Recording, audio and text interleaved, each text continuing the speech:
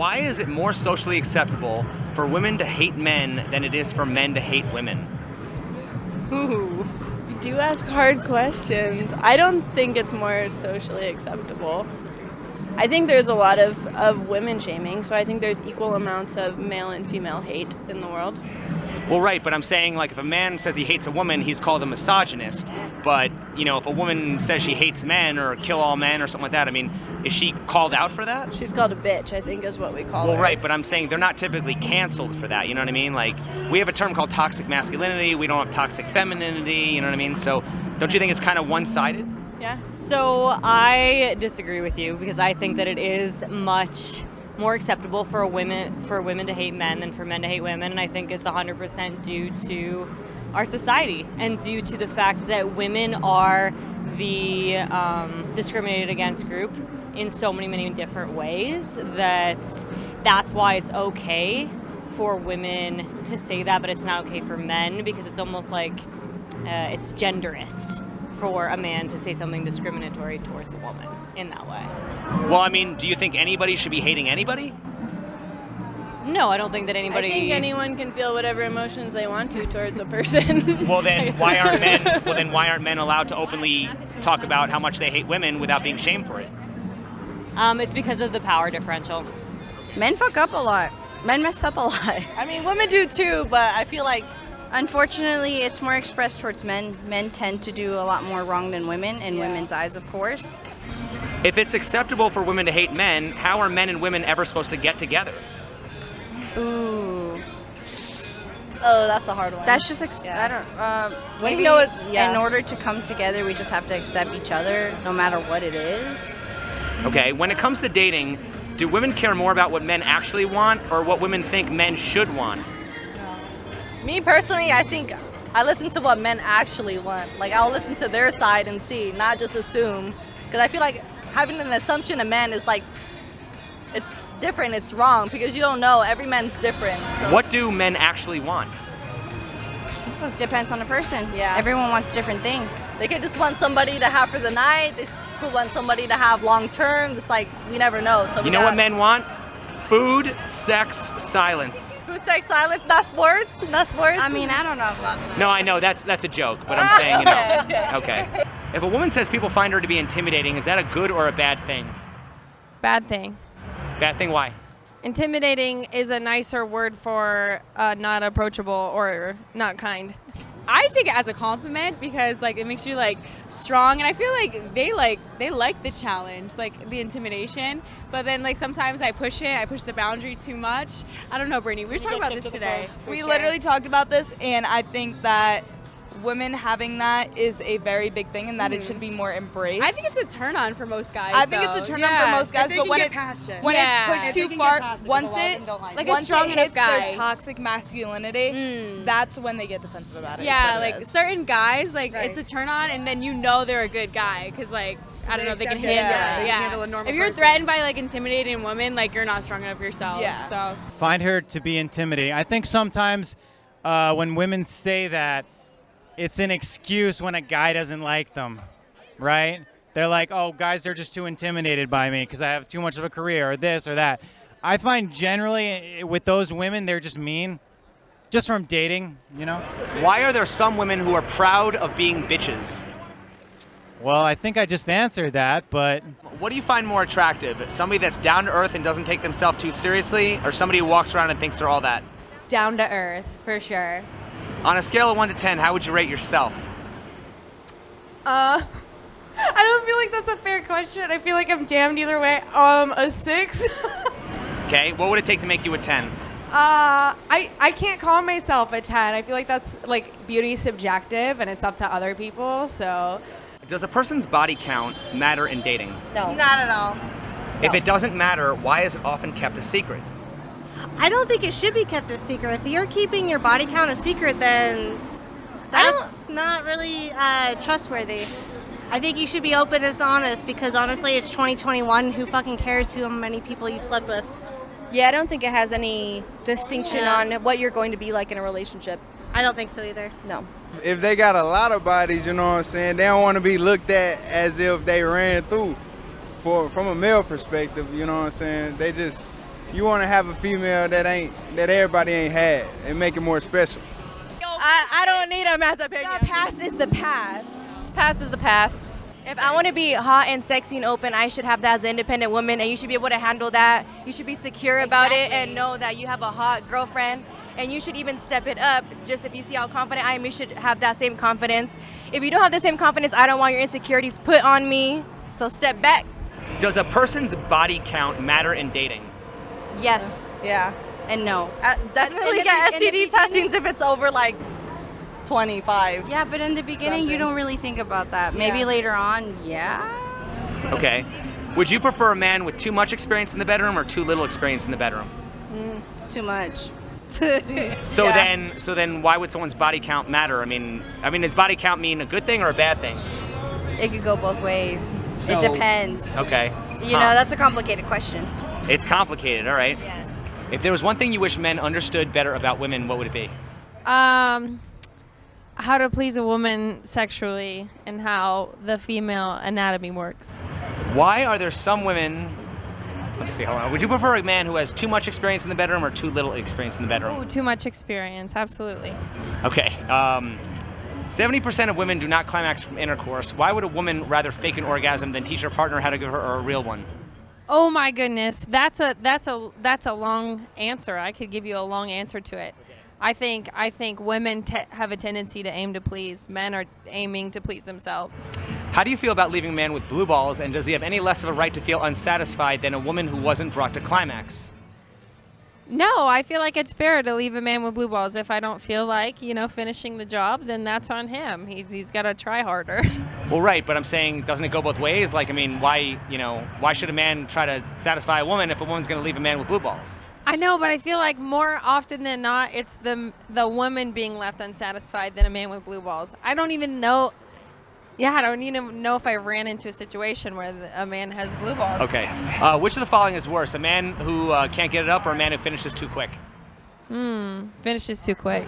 Okay, but if a man finishes too quick, isn't that like a flattering thing? Like the guy is so excited that you. Thank you.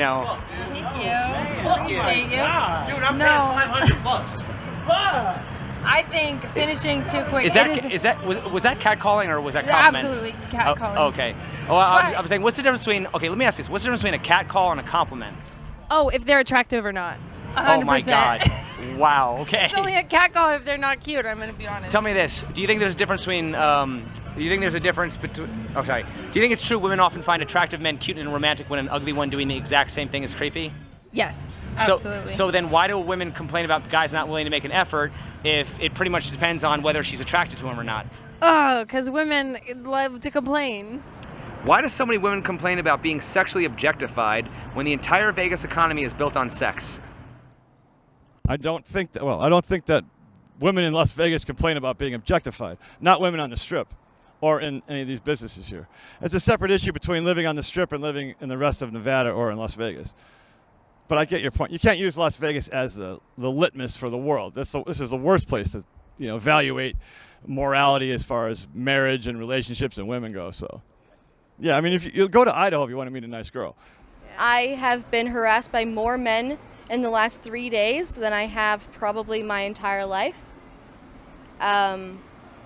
Mostly because we've been out most nights. Men are scary. If it's acceptable for women to hate men, how are men and women ever supposed to get together? I think that setting up situations that are safe is how men and women get together. Can you elaborate a little bit on that, or? I think that meeting people at 3 a.m. is not exactly a safe situation. Meeting people at if you meet on a dating app, let's say you've talked to each other a lot, I don't necessarily think that that's like a safe situation, but knowing someone before you meet them / meeting them in safe places, public places, and also, going out of your way to make sure that you're being as safe as possible, just in general, is the best option. There's not really any way to know that you are in a good space. I also don't have any experience dating outside of my I am married to my high school sweetheart, That makes it who I have known my entire life, so I don't have any experience dating in real life. in the but- modern 2021 Well, okay, world. with all due respect then, do you think it's fair to be giving dating advice if you don't actually have the experience to back it up? Well, I have dating advice and I have relationship advice. I don't have dating people you don't know, like meeting people in public advice. Why are there some women who give out and even offer up their phone number but then ghost you when you contact them? I think because they feel like it's nicer to let you down easy, and they don't realize that they're actually just leading you on. Do you think a post-op transgender person should be morally obligated to tell their partner that they are transgender? Absolutely, yes, 100%. When should they tell their partner? When they meet, before, or after having sex? Before sex. Before having sex, and probably when you meet. I think that there should definitely be a conversation, the same as like if you have an STD, if you, whatever it is. I think you should always have that conversation before. Why would they need to do that if trans women are real women? Because I still consider them a woman if you've transitioned, but I think it's important to let people know like your history before you engage in that. Then people can decide, do I want to continue with this or do I not? It's the same with someone with an STD. If you know about it, then you can say yes or no, but if you don't know about it, you don't even have the option. Is it fair to label men who don't date trans women transphobic, or is that preference? I think it's preference. I don't think it's fair to label them that way. I just think it's their preference to not intervene sexually with transgender people. That doesn't make them transphobic. That they just don't want to do it. Does a man have the right to feel betrayed if a trans woman doesn't disclose her past? Absolutely. Absolutely, 100%. Well, I agree. Doesn't a man have the right to know right away if a woman can become the potential mother to his kids? Absolutely. Absolutely. But you know what's interesting about that is there's a lot of people who will label that man transphobic, and I don't think that's right. I don't think so either. Okay. I want to have kids personally, and if I meet somebody that cannot have kids genetically, I want to know that right up front, because I don't want to, not necessarily saying I'm wasting my time, but I kind of am, because if I want to have kids and that's my intentions, I can love that person all day. But if they can't give me kids and that's internally what I want all day, it's kind of fucked up. But also, I don't think that a transgender person would get into a serious relationship with someone who doesn't share similar political and also just like lifestyle ideals. I think if you're talking about having kids on the first or second date, then that's a different situation. And if that's something you want to have a conversation about, I feel like it's something you should be open about. But I don't realistically see that being an issue. But at the same time, if you're going on a first date and you're like, I want to have a baby, and that's what you say on a first date, then I feel like you should be open and honest about whether or not you can. But at the same time, I feel like that's a very uncomfortable first date question. I also feel like, as someone who does have a lot of transgender friends, most of our transgender friends are just in general very upfront about the fact that they are transgender just in general, and generally are only in a dating situation with people that they feel are safe and or comfortable in that situation. They wouldn't put themselves in danger on purpose. Some people are scared to like tell other people like, hey, I'm trans, because they never know if they're gonna get bullied, gonna get shamed for being who they are. So I see that point, but doesn't a man have the right to know right away if a woman can become the potential mother to his kids? yes. Yeah, that's true. For sure. Yeah. Now, related to that, does a man have the right to feel betrayed if a woman doesn't disclose her promiscuous past? Yes. It should be 50-50. I mean, even if she was a sex worker.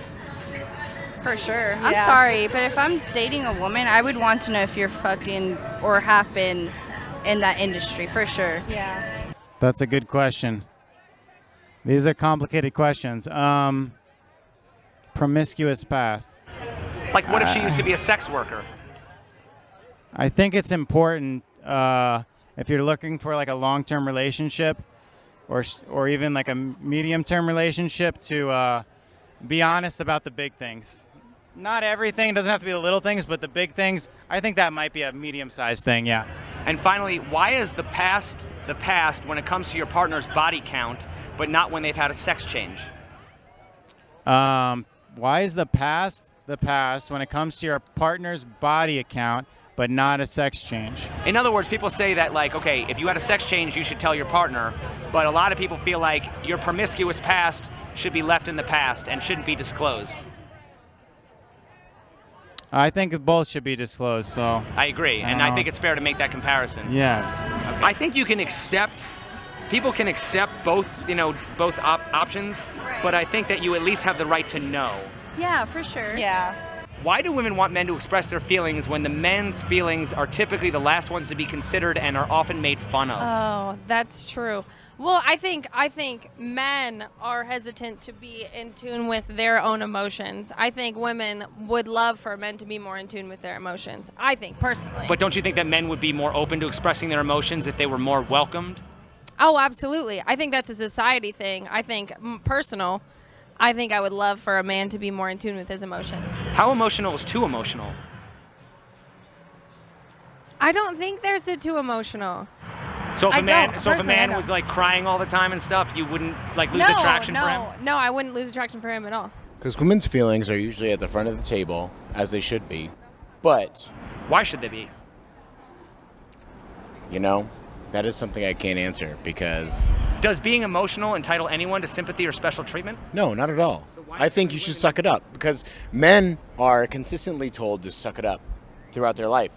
But when you tell a woman to suck it up, you're being sexist, and it's not right. Isn't that an awfully big double standard? Yeah. Who is more likely to be expected to accept injustice, men or women? Men. Right. Why do we have the expression, take it like a man? Because that's what we're naturally inclined to do. I've experienced men where they're like, I don't express myself because I've gotten bullied about it, and therefore I've become cocky. Yeah, because this specific person made them feel like complete trash about how they felt when it shouldn't be that way. And that goes back to bitches being bitches. Yeah. That's on the bitches, not us. Not us good girls.